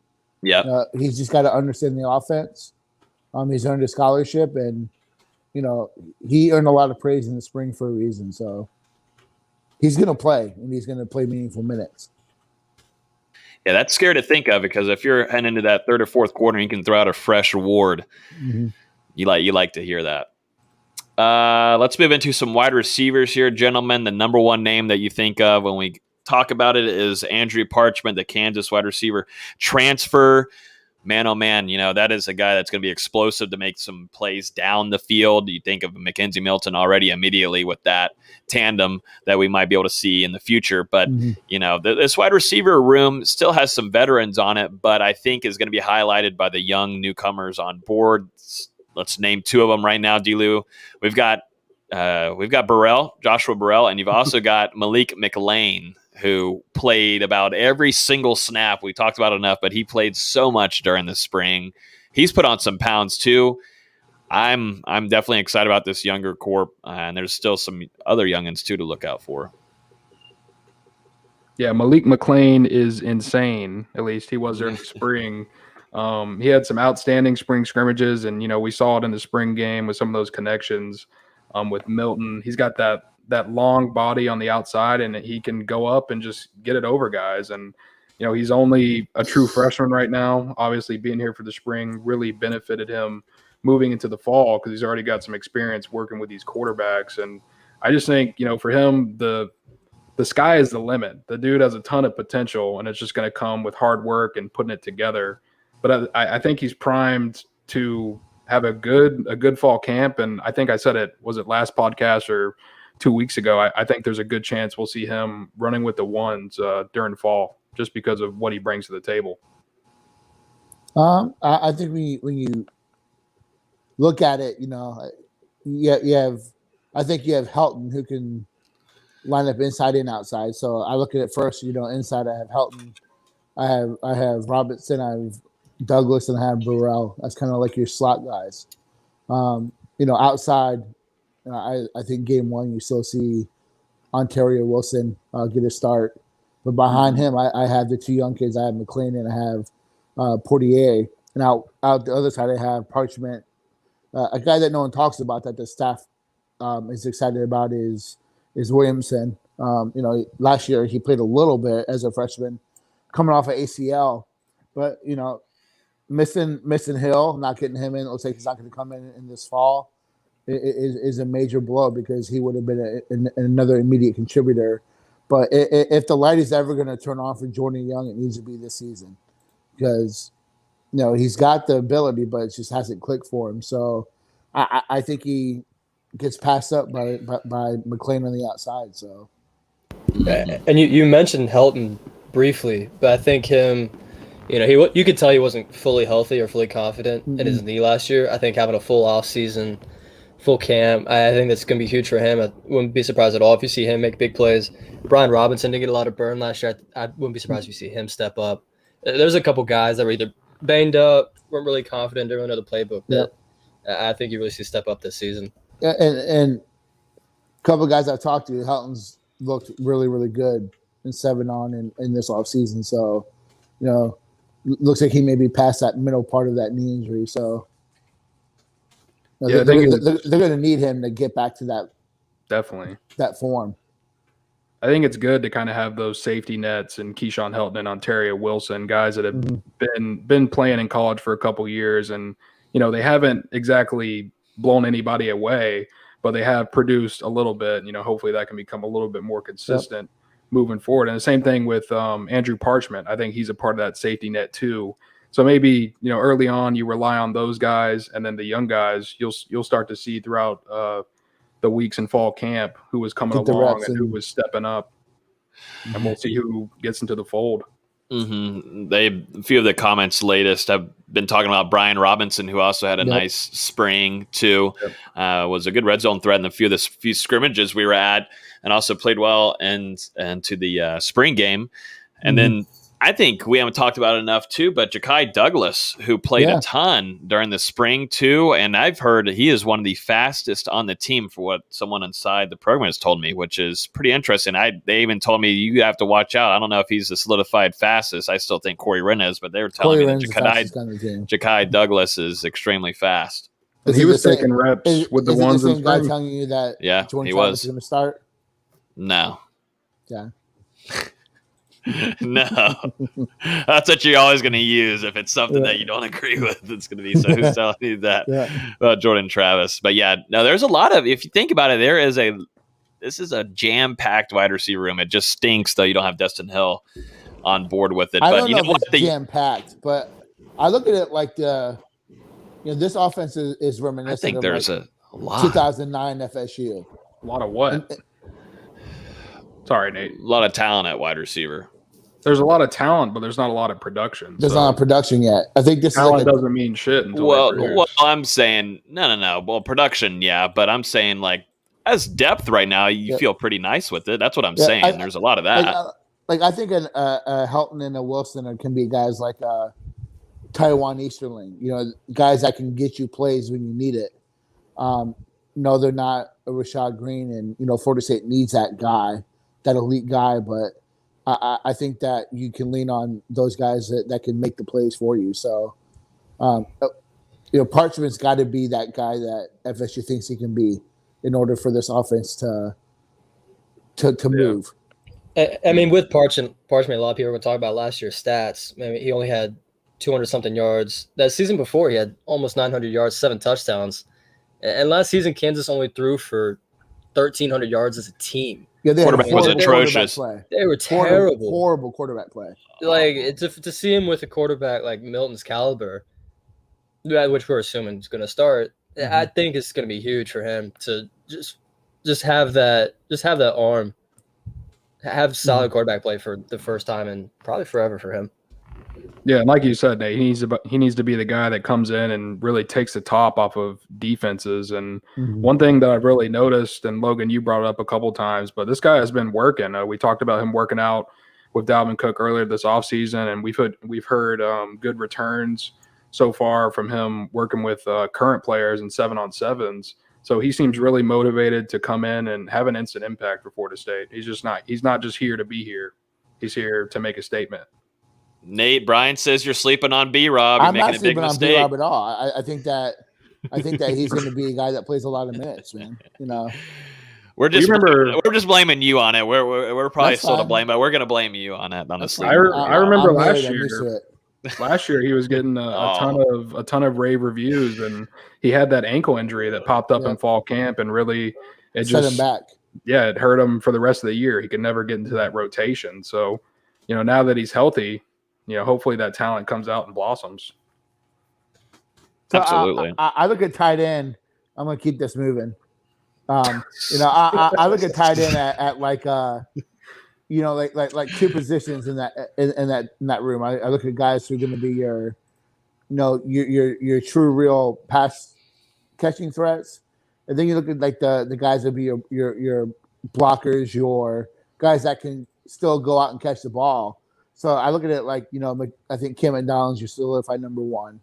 I think you have Wilson as your number two, but I think he's going to be the primary blocking guy. I think Preston Dango showed enough as a walk-on that I think, but he's another blocking guy. I look at Rector and Gross as guys that can come in and be the pass catchers. But one guy I'm keeping an eye on is Jackson West. While he's a freshman, athletically he's very gifted, running with the wide receivers, and was having a really strong spring until he hurt himself. So, you look at this room. Yeah, there's a lot of bodies there. But I think this is a position group that is broken into two different segments. There's not one guy that specializes in both. And by that, I mean being a true pass catcher and a blocking threat. I'm not saying that they can't block, but, that true all-around tight end. And so I think that you look at this room, and I think I think people are not looking at this position and what they could possibly do in the offense. So I think Cam could have a solid year. I really like, Jackson West. I like Jordan Wilson. Again, another upperclassman, a big body guy who can has a lot of experience. So I like the tight end room. I'm interested to see how Norvell uses all those guys. Yeah, it really feels like the tight end room is kind of flying under the radar a little bit. Everyone sees Cam McDonald, but then they kind of look at the guys after that list and like, that's not really an impressive group of guys. But like you said, Nate, I feel the opposite. I think Jordan Wilson is going to come back from that Achilles injury and he's going to really contribute for Florida State on that offense. Like you said, probably more of a blocking role. And then after that, I mean, it's just whoever steps up. We saw some flashes from Rector last year. Daniel had some flashes. We'll see if Jackson West can get in that mix. There's just a ton of different guys in that room, and there's going to be a lot of competition in the fall. Yeah, no, people are commenting about Jordan Wilson. It was all over our Instagram about how gigantic Jordan Wilson looks, and I think it's absolutely accurate. Been around him a few times in person. That is a big boy, along with Jermaine Johnson. But this is huge, and for him to be fully back healthy after his injury and be good to go for this fall camp, it's going to be fun to watch. We didn't get to see him in the spring. It's going to be really fun to watch this fall camp and cover that, because I'm interested to see if he makes a few surprises more than maybe just in the running game.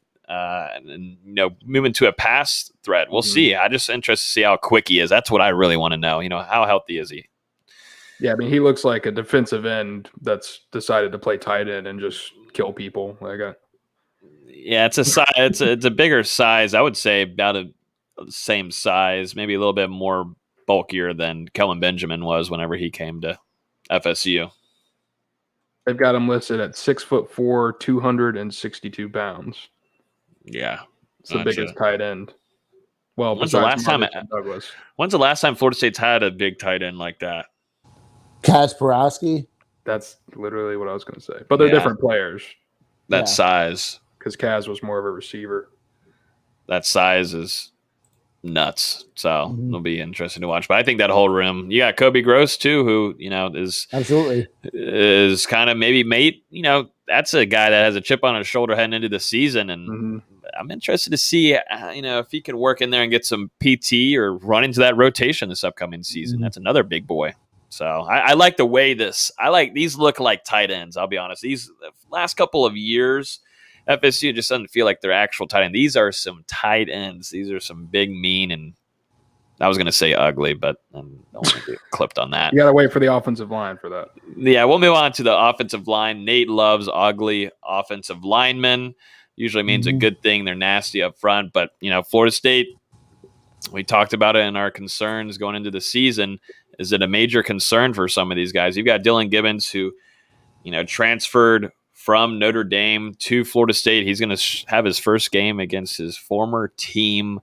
You've also got, Darius Washington. You got Maurice Smith, who, kind of surprised us a little bit at center last year. And then probably your biggest guy, you're looking forward to seeing this upcoming season on that line is Devontae Love. Taylor, gentlemen, how are we feeling about this O-line going into fall camp? Man, a lot better than the last couple of years. It's been a revelation to just see how Mike Norvell and Alex Atkins have really turned this room almost, I don't want to say completely around, but they've done a good job of starting to turn around, and it's just going to build once they get this 2022 class in there. And excited to see the next couple steps that they start to take during this season. Just so for you guys, I guess the easiest way to say this, just who's your starting five left to right? So I have left tackle, I have Robert Scott. So, I actually drew this out. So Florida State's got 15 offensive linemen that can contribute this season. You put a star next to Schrader, how he comes back from the injury. But I got Scott as your left tackle. I got Lucas starting at guard. I got Smith at center. I got Gibbons at right guard, and I got Love Taylor at right tackle. I think that's your best five that you get on the field. And then I have the rotation as backup second team would be I got Taylor at left tackle. I got Bavian Johnson that can play any three of the interior spots. They really don't have a third string center. You look at Estes maybe. And then I have Zane Herring as a guy that I have him slated as a backup guard. Mm-hmm. And then, I would not be surprised to see a guy like Willis or passed up a Darius Washington. Just because of I think you look at Willis as your left tackle, and I think Washington would slide over to right. But I wouldn't be surprised if Orr, by the halfway point of the season, has passed, those guys that have been sitting on that bench for a while, the Ira Henrys and all the Jalen Grosses and all those kind of guys. Mm-hmm. But you need 10 or 12 guys really to get through a season. Mm-hmm. What do you think yours is? D'Lo, do you feel about the same as Nate and agree with him? Yeah, I've got 4 of the 5 guys that Nate has, but mine are a little switched up. Mm-hmm. So mine, left to right, I've got Devontae Love Taylor at left tackle. I've got Bavion Johnson beating out Dante Lucas at left guard currently. Maurice Smith at center, Dylan Gibbons at right guard, and then Robert Scott at right tackle. And I think the big thing for Florida State, you've got 9 – what is it? If I have everything written down here right, you've got 9 different guys on this roster now that have started at least one game at the college level. So, think back to 2 years ago where this room did not really have any experience at all to what they've progressed to now. It's been some good steps to see. I was going to ask you, who do you think is going to make the biggest jump on this offensive line and progressing? I think I wanted to probably Smith, Smith, right? Starting. Yeah, I would say Maurice Smith or Robert Scott. Yeah, Smith in the particular. freshmen who showed flashes. Now they get a full off season, full weight training programs. They really book up their strength. They already showed the flashes. I think they take that big step forward. I think Scott solidified himself as a left tackle for the team last year. I can see the interest of putting Love Taylor at left tackle. I think Scott solidified his spot. So the reason – sorry to interrupt you, but the reason I hesitate at moving Scott over to the left side is just when we were there to watch during the spring game and during the spring scrimmages, they always had him playing right tackle and Darius Washington playing left tackle. So that's why I was kind of assuming whenever Love Taylor comes back, they would just slot him in right there. I wouldn't be surprised if either they way, kept Washington at left tackle and they move Love Taylor to left guard. That wouldn't surprise me at all if that's something they did. If they decide Lucas or Johnson, isn't it? Which, I think we're in agreement who the top 5 or 6 are. Yeah. But they need, Zane Herring was getting some run until he got hurt. If Schrader could come back and contribute, I think they like the progress that Willis has made. Mm-hmm. If they can get a solid 10-12 and be average this year, we're talking about major leaps from 2 years ago. Mm-hmm. Yeah, go ahead. I was going to say, overall, I'm just really excited about what Coach he's got a big job ahead for him this fall camp. I don't think it should be extremely too hard for him, but he does have a big job on figuring out who's going to fit where best. But looking back at last year and the progression there was really nice to see. And, you got a quarterback with Mackenzie Milton that can throw. And, if you're going to, comment here from Xavier, or not Xavier, but looking at Majamo, he's saying, as long as they give Mackenzie Milton time to throw, that's practically all they need. And I thought last year they did a pretty good job. There was definitely progression there, but it was just the quarterback's fault. I'm not maybe making the reads on time. The wide receiver wasn't open. Blah blah blah. Jordan Travis kind of would get out of the pocket quicker than maybe he should have, but it's a line play. One thing we didn't mention either is that you can kick Gibbons out to tackle too. So do you put Gibbons at right tackle and slide Keller to back into guard, which is his more natural position? I'm interested in see how they figure it out, but I do think that you have 4 starters for sure, pretty much penciled in the battle between Lucas and Johnson for that other guard spot. I think is the battle for the 5th starting spot. Mm-hmm. So I think that practically wraps up our full offensive fall camp position breakdown. Real Unless quick, any last comments, any kind of storylines are looking forward to? How would you, if you were to give this offense a grade, A, B, C, D, F, where would you put this offense? I would probably have them in the B- to B+ grade. I was thinking C+ to B-. There's a ton of talent. Like we've been talking about, a ton of talent, just not a lot of production. Yeah. I mean, it wouldn't surprise me at all if they end up being a solid offense by the end of the year. But until we see it, until we see either Milton bounce back from his knee or Travis show improved accuracy and arm strength, then we got to see. Right now, I'll say C+, but there's a ton of talent. There's definitely room to grow. Yeah, I got the quarterback room as a B. I got running back as B. I put wide receiver as C+ because I just think there's some production question marks there. I've tied in at B. And offensive line I have as a C. So if that offensive line can be average, we're cooking with grease for Florida State. Things are changing. No, I mean, I just think that they have some able bodies down. They have a great damn coach. So I think as long as they're average, I think we're going to see this team at least put up some quality points. So yeah, I'm trying to think. Yeah, if I'm overall offense versus defense, I'm putting going into our preview next week. I've got defense at a C- end of the season, and that's very nice saying it. I thought there was a lot of things, a lot of big problems, but I also think going into this new season, last year was a D. Yeah, last year was a D. Man. Yeah, I mean, that atrocious. Yeah, well, you give it an F. That was an F. That's the worst defense in Florida State history. It was Dookie. Yeah, it was Dookie. Yeah, we're not talking about talent-wise. There's a lot of talent on that defense. It was just not. They did not gel. That was the worst defense of my lifetime. Y'all make fun of my age, but that's 42 years of Florida State football. It's far and away the worst defense I've ever seen. Mm-hmm. Take the field at Florida State. On the bright side, I will say the coaching staff, from what we've seen, they've done a very good job of addressing how poor that defense played a year ago. They brought in a lot of additions on the transfer market and in that Tribe 21 class to hopefully I guess I was going to say reload, but what are they reloading? Rebuild that defense, and especially on the defensive line, which that's the unit I would say I'm the most excited to talk about next week. There's going to be a ton of new guys at defensive end. Yeah, no, the defense is going to be fun to talk about. So we'll be doing that next week when we do the breakdown of every position and including special teams.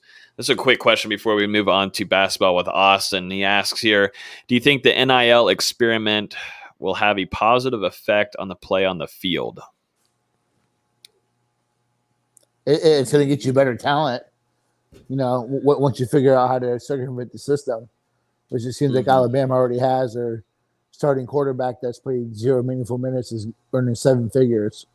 Ohio State's figured out how to get their future quarterback enrolling early so he can earn 7 figures in that. So it's going to, once you figure it out and understand how it works, let's just call it what it is. Once you figure out how it works so you don't have to pay your own tuition, how you can circumvent the system and make those big dollars, it's going to get you better players.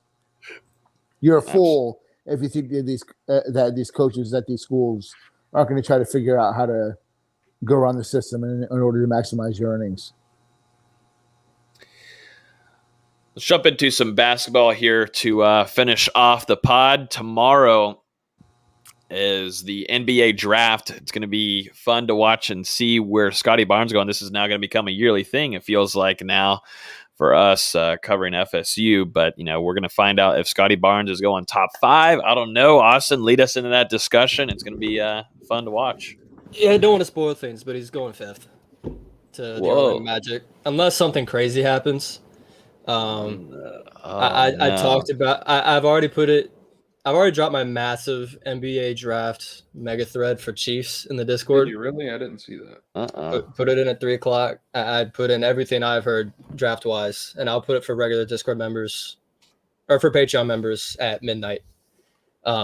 Just based on what I've been hearing, unless a team there's a couple teams that I'm watching that are going to trade up, or at least trying to trade up. Golden State, who has 7-14. Memphis, who just traded up to 10, and then New Orleans, who just traded back to 17. I know New Orleans loves Scotty Barnes. I don't think the fit's great if he was to go there because you're putting him with Zion, who can't shoot, and Brandon Ingram, who's not a great three-point shooter either. But they really like themselves some Scotty Barnes. But he's going 5th to Orlando. At worst case, he's going 6th to OKC, but I do not see him falling past 5. The Magic love the idea of keeping a guy in state. He played high school, started in Fort Lauderdale, moved to Montverde Academy, played college at Florida State. They like the idea of keeping him in state. That sucks for him. It does. I don't love the fit. It's a terrible fit. I don't love it. But the Magic have done a lot of homework on him. They've built some new artificial intelligence thing. Yeah, they're all over Scotty Barnes on this one. I could see a team like Cleveland trading back maybe and taking him. That's a player that would fit them really well. But everything I've heard, it's going Orlando's way. Everything else, I will leave for Discord members. The rest of it is in the Discord. Are we planning to go live on here, or are we just doing a Discord back cave for that coverage? I don't know. I think maybe just stick to back cave. Yeah. Might be a little bit easier. Might be a little bit more chill.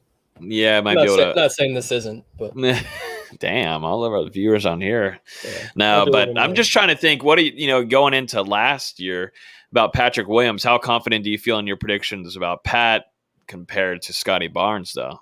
Pat, I feel like last year. Pat. Yeah, I put it in I refreshed people in the Discord. I was saying keep an eye on Chicago, but more for a trade back. I was hearing a lot of Chicago talk, but I thought I don't think they'd take him at 4. I knew worst case he was going to Detroit at 7 because he had a guarantee from Detroit. He had a guarantee from Detroit for 2 months. But come draft day, Chicago, they feel like they didn't have a choice. They had to take Pat at 4, and it turned out all right for them. He had a pretty solid rookie season, all rookie second team, USA select team. That's really all you can ask for. Mm-hmm. As a Bulls fan, I love the pick. He's done really well. He fits that culture really well. Mm-hmm. I think Billy Donovan's going to really turn him into a really good player. So right now it looks like Florida State, obviously Scotty Barnes is going to get selected, but it looks like probably only one more player as of this time is going to be drafted, and that's Raekwon Gray. So my question for you, Austin, what can my Celtics do to get him in the green and white at pick number 45? Stay at 45 and pick him. No. I'm pretty sure he'll be on the board at 45. You know, he spent a lot of time in San Antonio, not only training but working out with the Spurs, working out with Devin Vassell, who's obviously a member of the Spurs. The talks have kind of slowed down a little bit. I mentioned it in my mega thread today. The talks have slowed down a little bit on Turk. I still think he gets drafted, but where I'm not too sure. We talked about it last week. You know, watch out for New Orleans, Boston, San Antonio. But we'll see. I still think he gets drafted, but where I'm not as sure. Man, I'm telling you, guys got to get into the Discord. You know, now they got a new feature on here where we can start actual threads too and jump over to actual additional things. So got to get in the Discord. I guess that's where we're going to be running everything. Patreon.com/NoleGameDay tomorrow. On that, it's gonna be fun to watch. I'll be in there listening in, and maybe D-Lou will make an appearance too. I'm planning to be there. Awesome, should be fun. Before we end off the podcast this week, I want to mention someone that was very big on FSU Twitter. A kind person. I was actually able to be around him a little bit, but Austin can speak more. But there was a passing of a big FSU fan named Jason, or most people know him as J-Mac. And, news came out yesterday that he passed.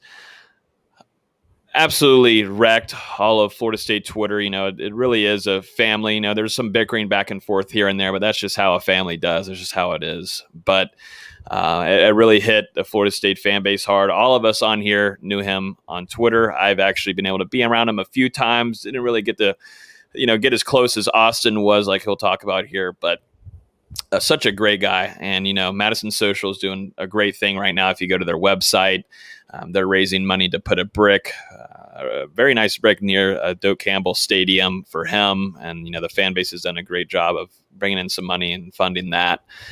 But it just goes to show, how big, of a person he was for this fan base, and was really close with a lot of FSU Twitter. So, Austin, if you wanted to speak a little bit more about him, because I know you were close. Yeah, last I checked the MadSo page, I think they said 250 people had donated, and it was at 6,200, which is phenomenal. It really just shows you how much he meant to a lot of people. You are going to find very few better people than J-Mac. Jason was the sweetest guy. So nice. He was a big brother to me. I lived with him my senior year of college in Tallahassee. Just phenomenal guy. Always checking up on me. Hey, man, how you doing? Things going all right? Even after I moved up here to Charlotte, still checking on me constantly. Just such a great guy. And you saw it in the reaction yesterday. I was at work and just happened to check Twitter just because it's slow. And it was right as Freddie Stevenson was talking about it. And Freddie and J-Mac talked all the time. They ended up being pretty close, and I lost it. That's not something you want to see any day. There's never a good time for bad news, but it's just such a great guy. Such a great guy. And the world's a worse place without him. He's just one of those guys that meant a lot to a lot of people. When I first got to Tallahassee, we were going to trivia nights at MadSo and halftime pub for the people that remember that place. Mm-hmm. Just such a great guy. I can't say anything that nobody hasn't said already. It's brought a lot of people closer together as well. Last night, a lot of us got on a Zoom call. I think it was 15, 20 of us. Just shared stories. It was good to catch up. Good to see some faces again that I haven't seen in 2 or 3 years since I left Tallahassee. I really pray for his mom. Jason had just lost his brother less than a year ago. Lost his dad almost 9 years ago to the day. I feel so badly for his mom. But MadSo's doing a good thing. I'm sure it's even more because they haven't updated it for most of the day. And just prayers out for the whole McDowell family. He hosted a podcast for those that listened, Unconquered Era podcast. I hopped over there a few times last season, talk basketball. Just great people. We're really going to miss him a lot. Absolutely. And I'm sure there will be a get together for the Notre Dame game, some kind of tailgate. Appreciating him. I just hated it. It's just not been a great month overall, for FSU fans. It's just not been great. And no, I've been around. I was around him a little bit, but I know Nate, you too, a little bit. Had a few tailgates that you attended. Yep, a couple times. I don't know him as intimately as Austin did. But just a genuine dude, man. Was you can tell he enjoyed life. So I haven't had a crown in a while. So I sip a crown at Notre Dame. So, but it's good to show, man. Life's short, y'all. It really is, man.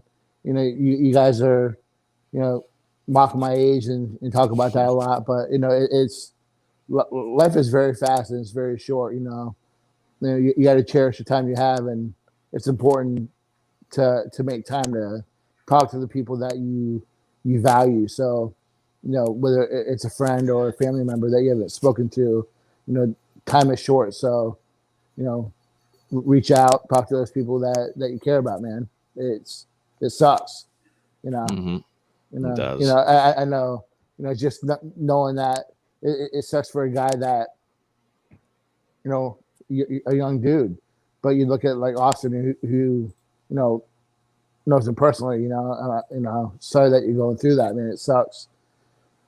But, I really like that the fact that it looks like that brick's going to be done before the Notre Dame game. So that's awesome for him. Absolutely. Yeah, yesterday was a rough day. Just crying in the back of the store for half an hour. Got home, cried some more. It's I've lost tough. a couple friends, man. I had one friend murdered in Atlanta. I had right after high school, one of my friends, went to Florida State. Passed away. Shit happens, man. It's crazy. Yeah, it puts a lot of stuff in perspective. Ton of perspective. What's really important. It came so unexpected too, because I know a lot of people know Drew Howell. He was just talking to him, the night before. Nothing wrong. Just talking about need to catch up, get some drinks. I'm glad I got to saw him when I went down to the spring game in April. No, it's a memory I always look back on. There's a lot of good memories with him. First time we tried to get him to play golf in Columbus, Georgia, that was phenomenal. One of the funniest things I've ever seen. It was just great at making everyone laugh, and that's a good thing. Is there's only happy memories with people like that.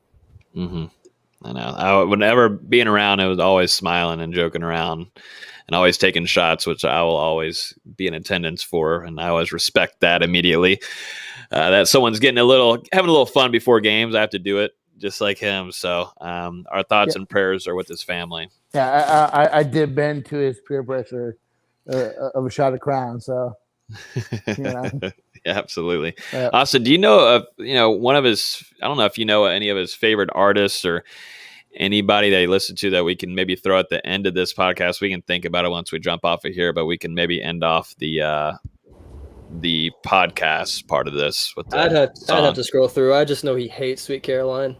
No, so we should not play Sweet Caroline. We will not play Sweet Caroline. My question, Logan, sorry to interrupt. Can you show that Madison social link maybe so people watching, if they want to go donate, they can do so? Yeah, absolutely. I can try to find that on here. Should be available. And for anyone that does want to donate but doesn't have the financial means, please reach out to me on Twitter. I will be happy to.